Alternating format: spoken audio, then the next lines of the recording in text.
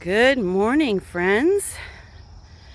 So I haven't been able to get out in my garden for a couple days. I've been out of town, and Hubs is just on a as needed basis, emergencies only, when it comes to the garden.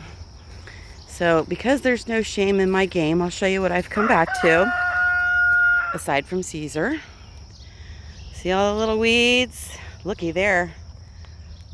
With all those peppers. I don't know if you can see how tall the peppers are. So I've got some work to do out here today, and that's okay. It's kind of why I wanted to talk to you today about just persevering with your garden. You know, it's been a challenging year for all of us. I came back to, I told you that I arm wrestled with a cabbage moth to get the stuff on the cabbage, and sure enough, there was a couple cabbage worms in there, so we had to deal with them this morning. The chickens thanked me. But then you come out and you've got weeds. I've got something going on with all the melons. I've got, look, these little Italian melons are just pitiful. I watered them really well. I didn't see any cucumber beetles on them this morning. I've been spraying them. But look at so these guys are going to just need a lot of extra love. And there's something to be said for, I've talked about the intense gardening. And there's something to be said for that, because I didn't do it. I'll go back over here again. See how spread out these guys are? And see how they've just got a lot more damage. Let me show you the Hales melons. There's the watermelons.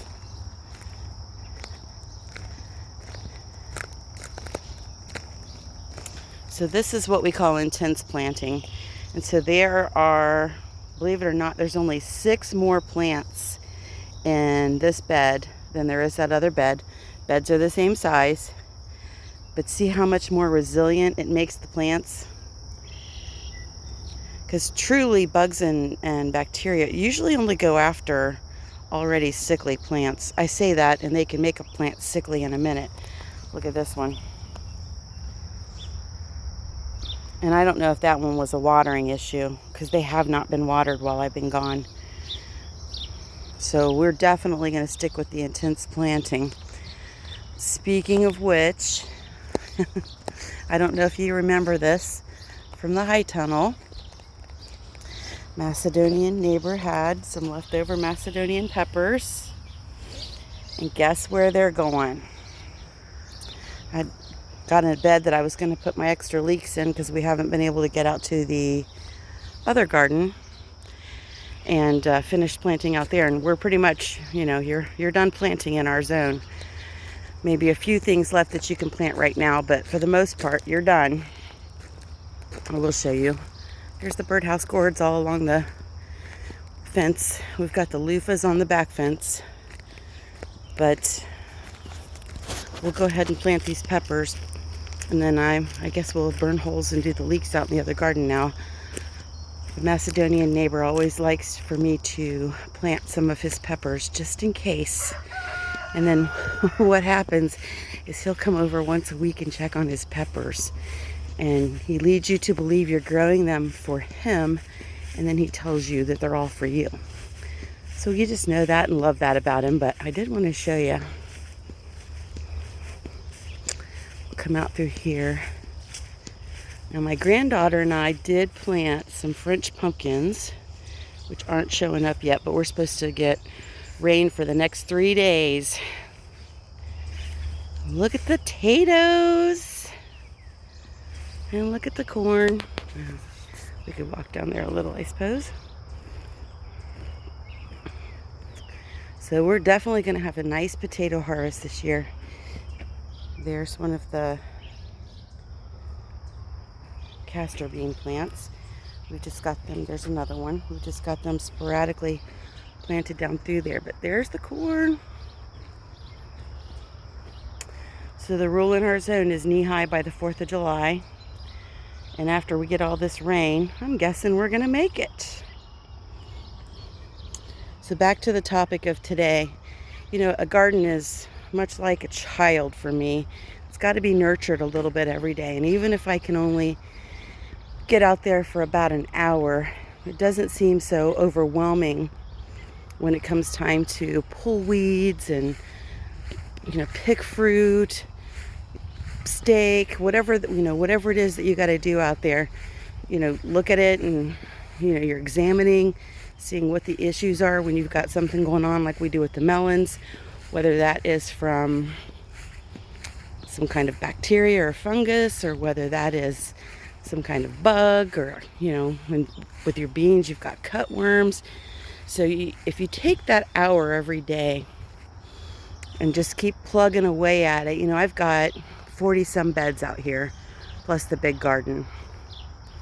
So if I just come down through, and most of them it's just a little pluck of a weed here or there, and, you know, then you can move on to the next bed. But if I can, you know, the ones that are getting out of control like that one I just showed you, if I can really get in there and get that taken care of, you know, a couple of those good beds a day, and you're good. You can see this bed here, really I've got, you know, 3 or 4 pieces of grass to pull out, and this one's done.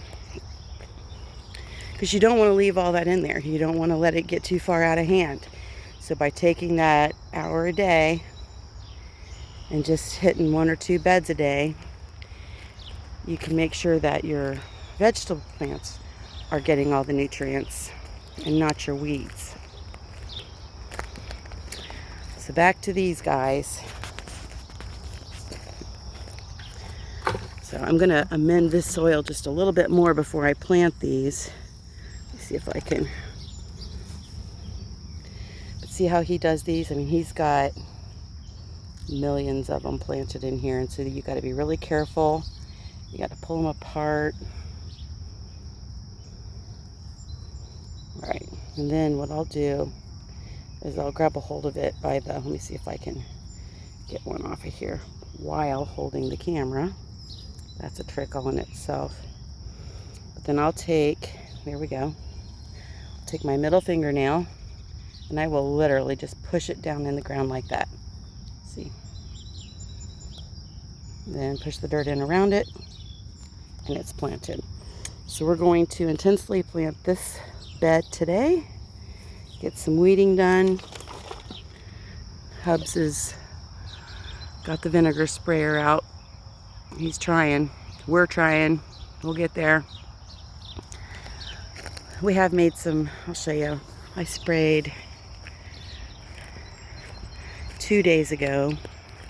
And that's another thing I've been trying to do. If I just do, you know, 1 sprayer full of that stuff to try to catch up on this. We're getting there. You can see the ones I missed and the ones I got. So I think now he knew which ones to hit this morning. And then what I will do is, after this rain goes through, I'm going to go and pull all of those dead thistles that I can find, because just in case they're not dead at the root, we want to make sure we get these guys out of here. We're tired of dealing with it. It's terrible to have beautiful beds and then weeds in between them, and then if they go to seed, then you've got those same weeds in your bed. See, it's a nice overcast day. Perfect day to work out here, even though it's going to be 4 million degrees.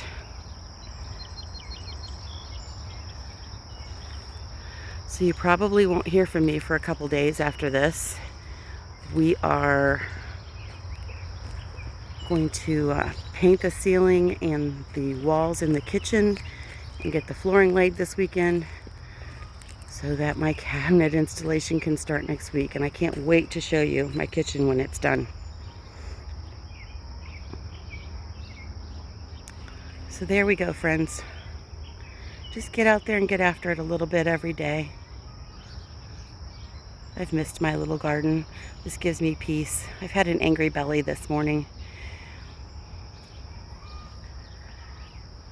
So I didn't get out here quite as early as I wanted to, but I just can't, you know, I had to eat at I was at a conference, And the food was delicious. It was at a Marriott, and the food was nothing to complain about at all, but my stomach is just not used to processed food.